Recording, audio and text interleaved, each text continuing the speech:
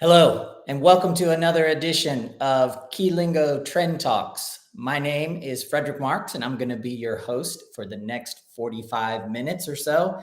And if you've not joined us before, Keylingo Trend Talks is a show about the latest developments, viral posts, influential voices, and issues shaping the translation landscape. So thank you so much for joining us today. The goal for the show is that we're going to be providing a platform for translation professionals to keep you ahead of the curve by discussing issues that matter most to our industry. And today I've got a super special guest, and we're going to be doing some great things during the show. So stick around. And actually, one of the very first times that we've done this, we're going to be providing you with some practical advice and things that you can take from the show and actually implement into your daily work. So today's episode is called The Ideal Coworker, AI at Work. And so I'm going to have a candid conversation with our guest today, and I'm so excited to welcome him. His name is Stefan Huyghe. So Stefan, let me welcome you to the show, and let's get you on the screen here. Welcome, sir. How are you? Great. Happy to be here, Frederick. It's a pleasure working together with you this morning. And I think it's a very appropriate title for this podcast, The Ideal Coworker, because I am the ideal coworker. So I guess that's what we're going to be talking about, right? Well, I've certainly enjoyed working with you the last few days, and I feel like you are the ideal coworker. So thank you so much. It's an honor to host you. And the guests that join us today are in for a super treat.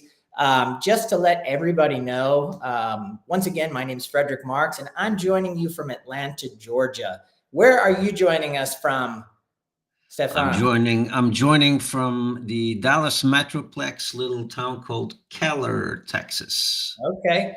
And audience, we'd love for you to chime in and let us know where you're calling in from. I see my friend Diego from Italy. I see some folks from Cordova, all the way from Belarus in the city of Minsk. So wow, we've got a worldwide audience here enjoying the show today.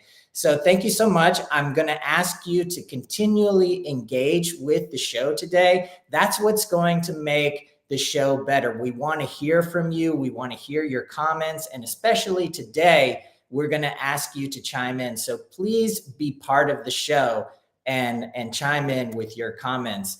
Now, if you do not know Stefan, sorry, I got to make sure that I get that right. And I want to make sure the audience gets that right. I'm Americanizing it too much. It's fine, Frederick. Don't worry. I've heard them all at this point. But Stefan is a Lang Ops pioneer. He's an AI enterprise strategist. He's a publisher of the AI in Loc newsletter, host of the Agile Localization podcast in Crowden. He was elected to the multilingual top localization influencer list, and he has over 25,000 followers on LinkedIn. How many of our members in the audience have over 25,000? I know I don't. But Diego has. Diego's got me beat Diego has. by 2,000. Not that I'm counting, but he can feel my breath in his neck, though. There you go. And there you have a QR code so that you can connect with Stefan on LinkedIn. He's got to be the most dynamic poster on LinkedIn as it relates to AI in the language industry. Super engaging post. So please connect with him as a result of being in the show today. So let's kick this off. And to start the show today, we are going to have a flash game, and we're going to ask everybody to join in this flash game. And the name of the flash game is AI or Human. Okay, so we are going to be putting some images on the screen. Now, Stefan, I don't want you to answer right away because I want to give the audience a few seconds to chime in with their comments, and I'm going to gather in my mind an anecdotal poll. Probably won't be 100% accurate, but we'll see where the audience is leaning, and then we'll see where you go. All right, so the flash game is we're gonna post some images on the screen here and ask AI or human. Let's go. Okay, soak this one in, audience and Stefan. AI or human? Audience, what do you say? Let's see if you can get this right. Let's see how many AI experts we have out there. Come on, Diego, I see you there. What do you say? All right, I'm not getting, I think the audience is stumped. So let's go. Let's go, Stefan. What do you think, AI or human? I'm guessing AI. It looks way too perfect, but that's kind of where we're at this point. If the image looks really perfect, then I'm starting to get suspicious already. But who knows? Okay, we got some. I think the audience is leaning human so far. Okay, there's a few AIs. Diego says human, definitely. All right, what's the answer, team? Aha! This is human. In 2024, underwater gannets won the behavior birds category and claimed the grand prize at the British World Nature Photography Awards. I can't believe we stumped you already, Stefan. Yeah, that's I'm 0 for 1. Okay, I think we got 3 of these, so let's go again. Oh my gosh, AI or human? Let's see. What does the audience say? I was looking at the fingers right away to kind of figure out. Because a lot Okay. of times there's a mistake in the fingers. That last one, the bottom one on the right hand side doesn't look very polished. Okay. So I'm gonna say AI again. Okay. All right. AI. Let's see if he's right. AI, you're right. There's actually a really interesting story behind this one because you read in the text there the individual that won a photography prize for this image and declined it because he admitted that it was AI generated. Isn't that incredible? All right, I think we've got one more of these. Let's go. AI or Yeah. let's what is Close this? enough. Scott Looks Bass says like this is AI. Ale says it's AI. looks like Okay. a mixture of me and Diego. It's AI. Look, we switched your shirt out. Yeah. Awesome. All right. Thank you, audience, for playing that game with us. We really appreciate it. Let's dive into the show. And once again, please don't forget to engage with us and send us your comments. So, we are going to be talking about the big debate, the future of AI at work. And I know a lot of you might feel fatigued by this very topic, but let's face it, it's real. It's now, it's happening now. But this is not going to be just another conversation about AI at work. We're going to give you some actionable tools that you can take from this show and use in your day-to-day work. So that's what I think is going to make this show special. So stay engaged, comment, and let's see where we go from here. So before we get into the tools that Stefan is going to present to you, I want to ask you a question, Stefan. Is AI a threat or a teammate in today's workplace? This has been a huge debate. What are your thoughts on that? I think it's both. If you stay stagnant and you don't adjust, it's definitely a threat because the things that we are occupied with today probably will not be occupied with in the future. A lot of it is going to be automated. It's also a superpower though, because if you learn the things that are changing and quickly adjust, I think you're going to be able to be much more productive in the future than you are right now. So it's just a matter of adjusting with the times, and it's not unlike the invention of the steam train. You can keep on using the horse and carriage, but at some point you'll be standing there by yourself. So I think everybody that's here is probably interested in finding out how they can adjust to the new times, and I'm going to do my best to give them a little bit of help this morning That's here. awesome. Thank you. So, uh, audience, Stefan says it's both. It can be a threat and a teammate at the same time. But I think my main takeaway from your comments, Stefan, is that we just can't sit around and wait. We've got to take action. We've got to really be on the leading edge of this if we want to not get left behind, as it were. I think that's it. Exactly. Yeah. Okay. All right, folks, we're about to dive into the meat of this conversation today. So first, let me tee this one up. What AI tools are helping you work smarter right now, Stefan? So I'm going to be honest. A lot of the tools that I'm using right now are actually tools that I've created myself for myself, and those are the most helpful.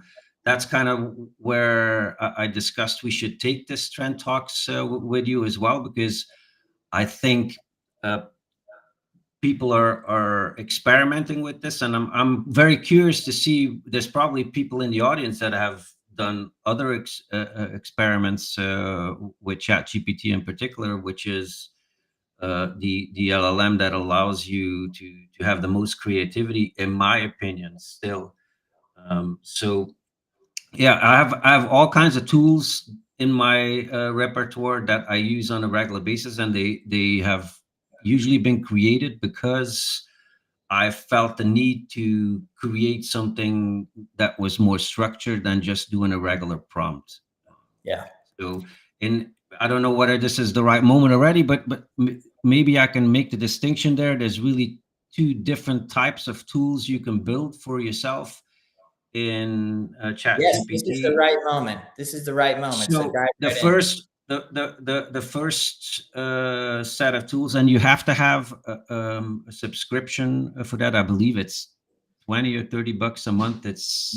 That's 20. the best money spent all month or every month.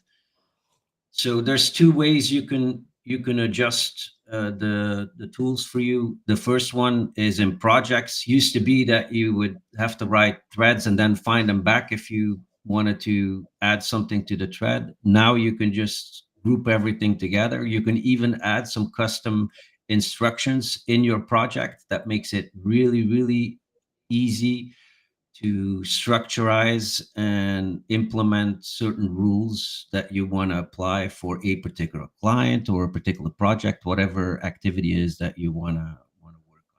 And then the second methodology that you can do in GPT is, of course, creating a custom GPT. I've been doing that for the past year and a half, 2 years. As soon as they release that functionality, and it's really super easy. It's a no coding way of creating your own software essentially, and Mhm. I find it super helpful. When we talked about the topics on Trend Talks, Frederick, I immediately said, maybe I should bring a couple of these examples, and we should show them in the podcast, Yes. so that people that are not used to it are going to be able to learn something from it. I Awesome. was also we forgot something. I Tell think me. Frederick. I had a funny post last week about any kind of AI conversation in Yes. uh, Yes. in in localization, and I thought it'd be a great way to lighten the tone a little bit. I love it. Let's throw it up So there. maybe we can play that one too. I'd like to I welcome you thought all it was to the very Phobia fitting. Workshop. My name's Lee, and I actually have a phobia myself. I have a fear of the word which is spelt AAGH exclamation mark. That word. Why don't you tell me a bit about yourselves? Starting with you. Hi everyone, my name's Jim, and I have a fear of apologies. Sorry?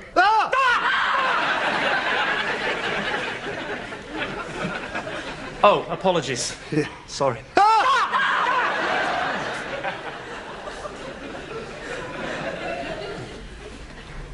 Is it any sort of apologies? Yes. Right. Well, we'll just try and avoid them, shall we? What's your problem? My name's Karen, and I have a fear of repetition. Oh, you have a fear of... I said it there, didn't I? Very, very... Okay. And you are? My name's Ronnie, and I have a fear of awkward silences. How long do these silences have to be? That was borderline, that one. Right. Let's try and keep the conversation flowing then, shall we? Hello, I'm Tim. Sorry I'm late.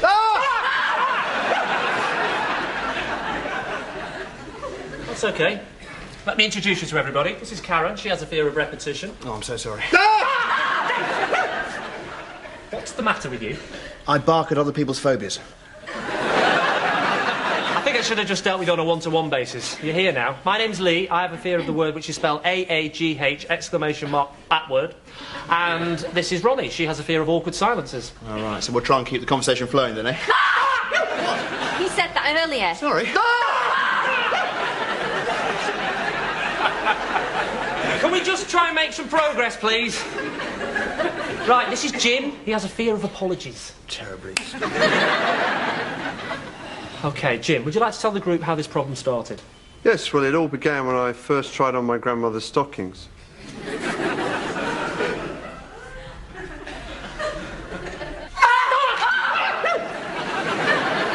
Sorry.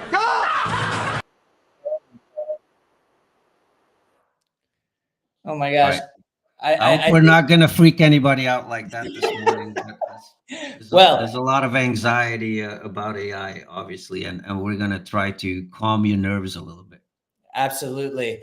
Thank you so much for bringing that to the show, Stefan. That would definitely lighten the mood. And I hope that we're going to make more progress in our conversation today than they did in theirs. And I just want to pause right here for 1 second. We've gotten so many really cool comments, and we've got people from all over the world here. Thank you so much. Please don't forget to engage with the show, engage with Keylingo, engage with Stefan. This is a Trend Talks. If you're just joining us, it's a podcast that we do monthly, if we're lucky. And we are super thankful that you are here today. And today is a special edition of Trend Talks. I think we've got one of the largest influencers in the localization industry with us, Stefan Huyghe, and he is going to demonstrate how you can create a custom GPT for you to use in your day-to-day work. So Stefan, take it away. All right, so I guess we'll switch to the demo phase. Yes. Of the production. Yes, our talented production team is on the case. All right. So just maybe 2 years ago, I was in a podcast with the great Constantine Drench from Custom MT, and he actually challenged me to try to make a custom GPT to QA content. And so if all is well, you're looking at that first custom GPT that I built, which is Stefan's French translation evaluator, very original.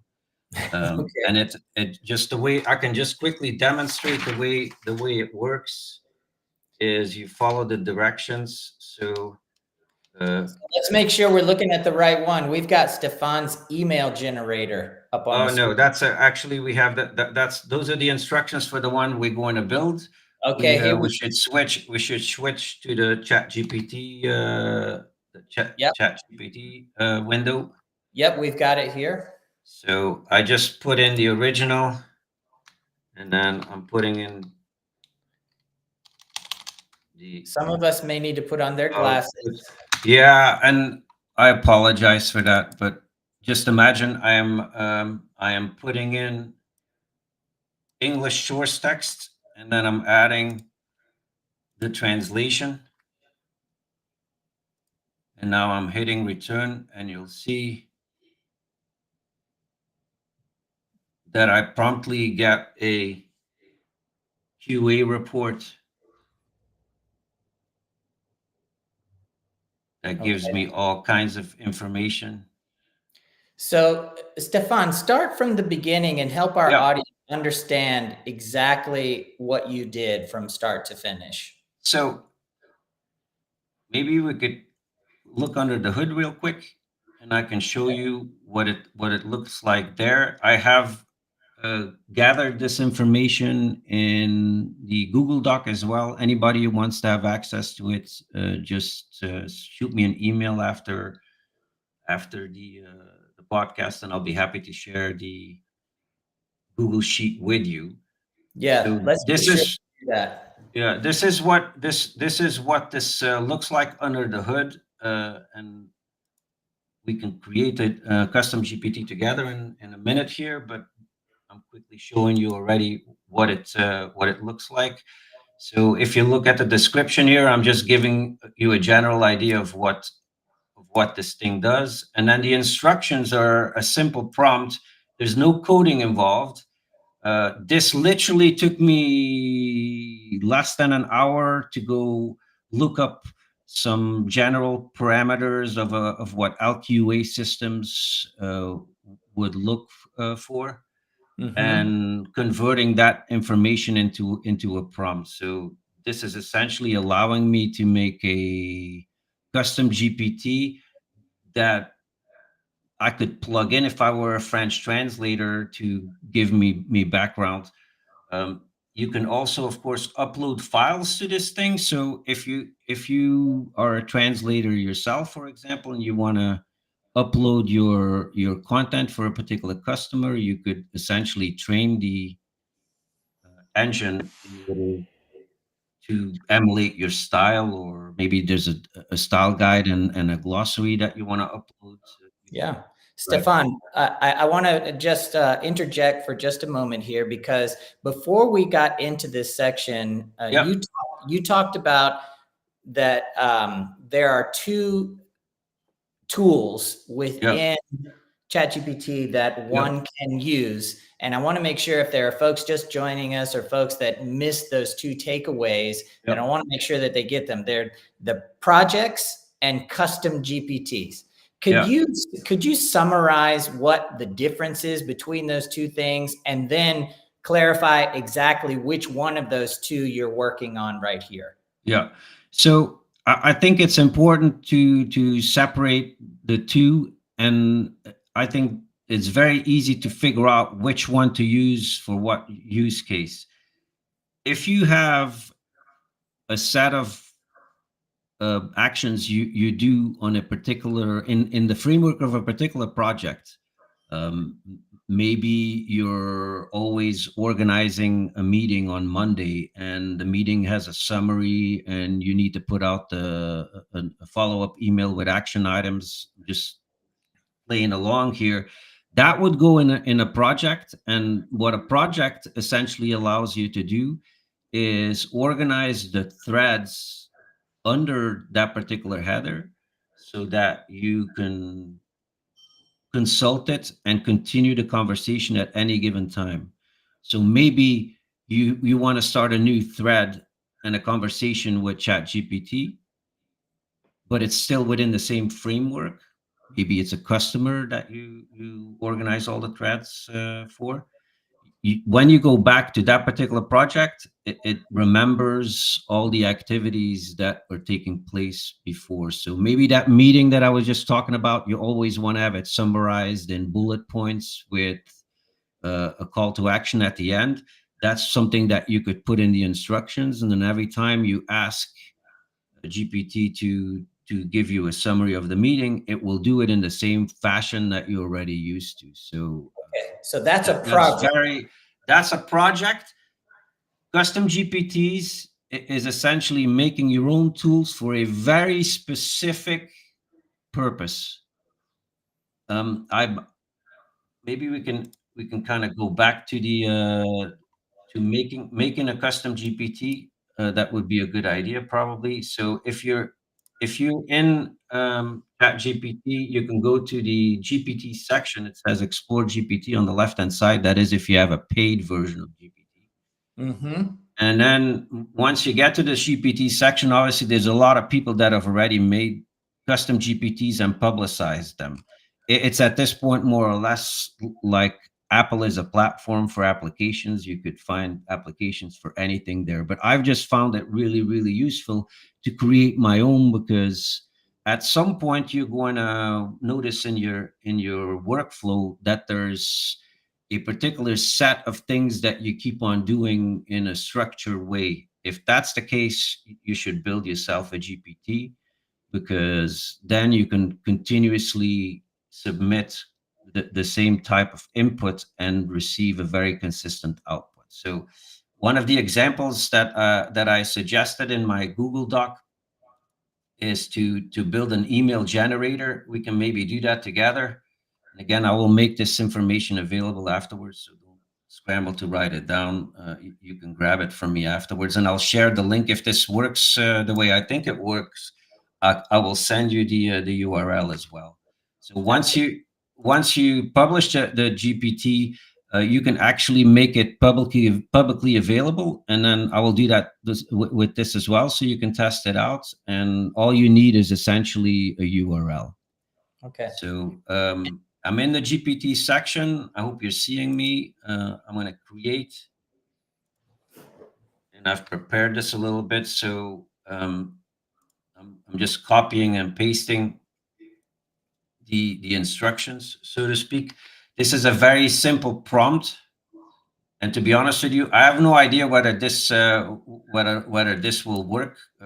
We will have to test it and find out. So I'm going to paste these instructions.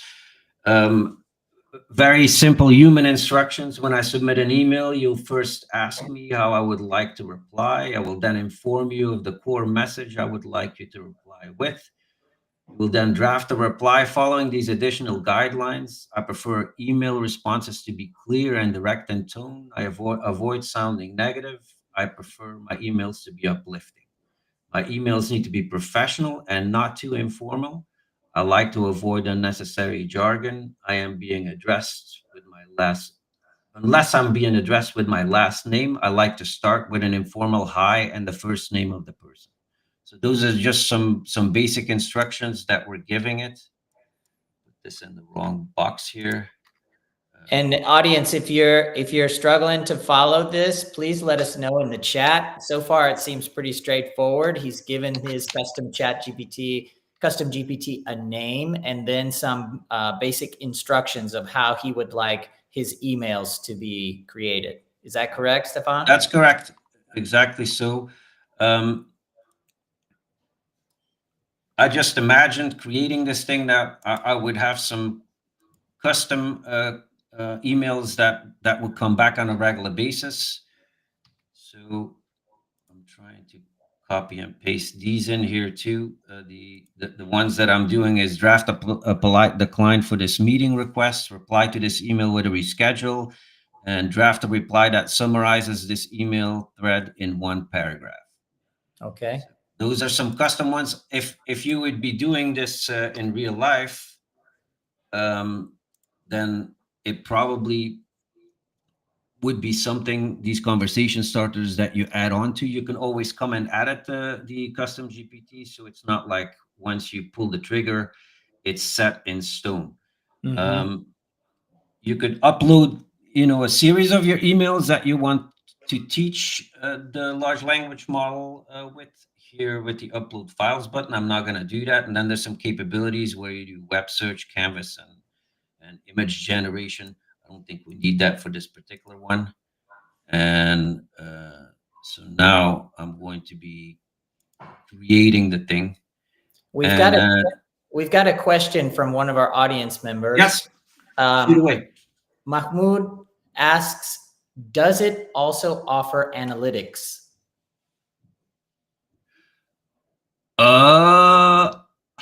Well, I'm not sure what you mean by analytics. If you mean by analytics, how many people that are logging on to your chat GPT, if you make it public, I would have to I would have to check on that. I'm not 100% sure.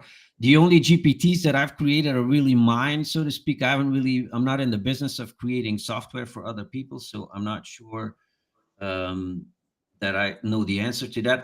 My instincts tell me that it probably is. Once you make it available, you can see who downloads it. I even believe that you can, ask money for it if you write a good Right. good one, so to speak. But I've never really taken it that far. I'm going to create this one with anyone with the link, and then maybe we can put the link in the chat, and people can test it Absolutely. out. Thank you for the question, Mahmoud. I hope I'm pronouncing your name correctly. And anyone else that has a question about what Stefan is doing here, please chime in the chat. So here we are. I'm copying this and then I should put that in the chat.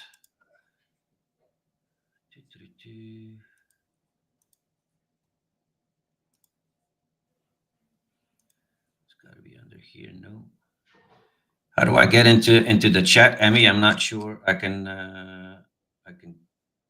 get in the chat. Here's what I'll do. I'll paste it in the private chat here, and you can share it with the audience. There you go. So we're going to be sharing something with you, audience, that you can leverage yourself.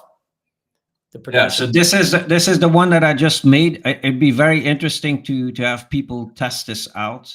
Yeah. And see what the results are they're getting with this particular thing, and give me feedback on how to adjust it. I'm sure it'll do something the first time that is not 100% to your liking. Okay, there you have the link there in the chat. And I'm going to go back and view the GPT. Can you also give us an example of how it works, like in a real life scenario? Yeah. So, I mean, in this particular case, we just would have to grab an email and respond to it. Can I send you? Maybe I can send you something as you're talking. Sure. Yeah, no problem. Okay. I'm going to send you a custom GPT message. Hi, Stefan. How would you respond to this message with the GPT you just created? Best. Okay. There you go. And audience, once again, this is Stefan Huyghe. He's showing you how to create a custom GPT in real time here. This is something that you can do yourself. You can use this at work. I've enjoyed talking to Stefan these last couple of days about how much time these custom GPTs have saved him.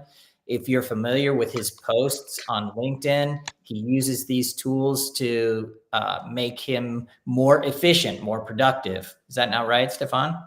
That is exactly so. I'm not sure where you sent the message, so I'm waiting for it to be able to. Okay, I just sent it to your email, but gotcha.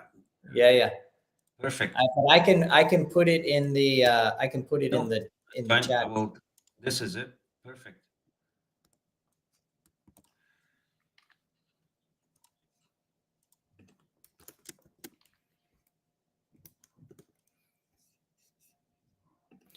Okay, so I just sent this message to Stefan, and Stefan's going to use a custom GPT that he just created to respond to this message.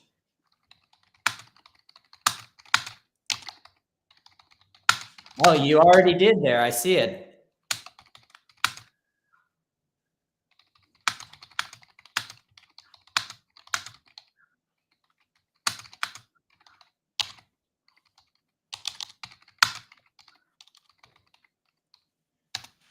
So I'm replying. Please reply to Frederick that I would like to meet him after the podcast to debrief briefly. And so it's given me two options. So it might look a little bit rudimentary, but the one that I'm using in my day-to-day business is super helpful. I count myself a pretty good writer. I do a lot of writing, and over the years, I've gotten a lot of experience dealing with what I call PR issues. I Mm-hmm. usually get tapped on the shoulder by my staff if there's a problem that needs to be fixed and client's upset or something of that nature. Yeah. And so Stefan, I've we've got a great comment from one of our audience members, yeah. Alexis Ortega. I know him well. He works at Keylingo. He says that it works great. It even asked me which tone I'd like to use to reply to the email. Great tool! Exclamation Yeah. point. Yeah, so I've actually built one for me that I use to deal with these PR issues. And as I said, I'm pretty skilled at writing back to customers that are upset and diffusing problems in my organization. But since I've taught the custom GPT how to do it for me, it does it in, a split second when it would take me 10, 15 minutes to draft a complex email. And just with some simple instructions, I can really cut a lot of my time down in my email activities. So That's it's awesome. super handy. This is clearly a case in which AI is going to be your friend if you allow it to be. Yeah. And I would I would say this can easily be your superpower because you're now able to respond to messages in a very appropriate, clear way. That saves a lot of time. And I would like to add as well that I very rarely just copy and paste the message over as is. Yeah. But the core of the text is so useful that with just a couple of tweaks, I'm now zooming through my email in record time compared to what I was doing in the past. So Right. So that's we've got another comment. It's an anonymous comment from an audience member. It's there on the screen if you see it. It says, "Do you need to upload example emails so that it generates emails in your voice?" yeah, I think that's a good idea, but you got to be careful to upload the ones that you really like because maybe you're not on your best behavior every time you have an email. So I Yeah. think as long as you pick out some emails, in my case, again, to bring it back to my specific use case where I use it to dissolve public relations issues within the organization that I work for, it really helped to upload some email threads even of situations in which I dealt with. I mean, at a translation agency, I'm sure everybody recognizes some of these situations. The customer calls and is upset because it's deemed that the translation really sucked. That's happened to us, to anybody who works at a translation agency at some point. So Hmm. I have almost like customary responses, if you want, for those types of situations, and there's a particular workflow in which I like those situations to be dealt with. Right. You can teach that to your custom GPT so that there's whenever you get something like that in your email box, time is probably of the essence in order to respond when you get somebody's upset about a mistranslation, for example. So you want to do that as efficiently as possible. If you can do it in 3 minutes rather than 20, it's going to improve your customer service score a lot. Yeah. So that's just a very practical example, so to speak. Yeah. So, Stefan, we've got about 5 minutes left. As usual, this time really flies by. We're already at 40 minutes, and we promise to get people back into their day at the 45 minutes. Yep. And so, we've gotten some great comments from the audience, and we wanted to see if you can some more GPT examples before we sign off today. Yeah. And we might not have enough time to execute them all, but again, I'll be happy to share the Word or the Google Doc with you. If you send me an email at stefan.huyghe@icloud.com, if Emmy would be so kind to put that in Yeah. the in the comments. So Absolutely. maybe we can circle back to, and I can quickly go over the other two that I had prepared for you. Um, we already talked about the original French translation evaluator. I have given you here the prompt that could allow you to make one for whatever language you want. And it works pretty well, I think. I actually did a presentation in Saudi Arabia in November and implemented the general translation evaluator into Arabic, and I had a room of maybe 100 primarily translation students, and they were pretty impressed with the results that were coming back. So this translation evaluator is allowing you to essentially evaluate any piece of text that goes from a source language and a target language, and it'll give you a report back. That's an LQA report. If people test it out later on, build their own GPT, I would love to hear from them Yeah. whether the results of the quality ranking and the additional notes would be Okay. helpful to them We got as well. They can another shoot me an email. We got another great comment on your email generator. It says, this is from Ludmila Albello, who's also a Keylingoer, and she is based in Valencia, Spain. She says, you can see it there on the screen. It worked great. And then she had some more comments there. Yeah, I would assume that anybody that grabs these basic prompts from me is going to want to adjust something, and that's the cool thing with it. This is really where I believe AI shines. It essentially allows for the democratization of these kind of tools, and essentially it can really customize your solution to be helpful just for your daily workflow. And that's really why I was excited to show it to you this morning, because I don't think that there's a lot of people that are using these tools the way they're supposed to be. Yeah, and there's There's a so real many opportunity nuances there. too. I've been doing my homework before we got on this podcast today, and trying to learn some of the differences, for example, between custom GPT and projects. And there are some important differences. For example, which LLMs are used in either one, for example. Yeah. Whether or not you can share it. So I highly recommend that folks do their homework here. And I think also, Stefan, I want to invite you right here live on the show to another edition of this Trend Talk, because it's clear that this is super content rich. And I think the audience got a ton out of this.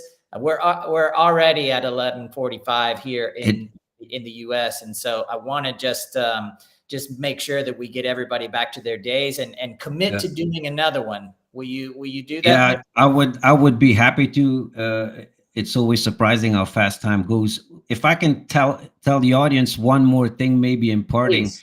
because I know we got some real great tech whizzes in the audience here, and there was a little bit of false advertising in our in our lead up to the podcast. I maybe erroneously used the term agent when what I've been showing you is really not an agent. An agent in clear AI terms is something that can work independently and doesn't necessarily need input to do steps in between. There's actually an OpenAI guide that came out for agents yesterday, and I've written an article about it. Maybe Yes. we can share it in the chat as well. It went up on LinkedIn this morning, and I think it's a real game changer for the localization industry, because it's going to allow the kind of solutions that we've been yearning for a long time, and it's going to fundamentally change solution-based localization, in my opinion. So if people could take a look at that, they'll get some more information on the actual agents and not just the custom GPTs that we discussed here this morning. Well, thank you so much for adding that. And folks are chiming in with thanks and all kinds of great stuff. So this was a very productive 45 minutes for people, I think. And we're committing, I know the production team is listening, we're going to commit to doing another episode, edition 2 on this particular topic, and we'll be in touch about that. Please connect with Stefan on LinkedIn, Stefan on LinkedIn. Stefan just rolls off my tongue. That's all right. That's all right. Nobody's. Call him Stefan, Stefan, please. And folks, we thank you so much for your time today, and we look forward to seeing you on the next edition of Trend Talks. Thank you so much. Thank you, Frederick. Yep. See you, Stefan.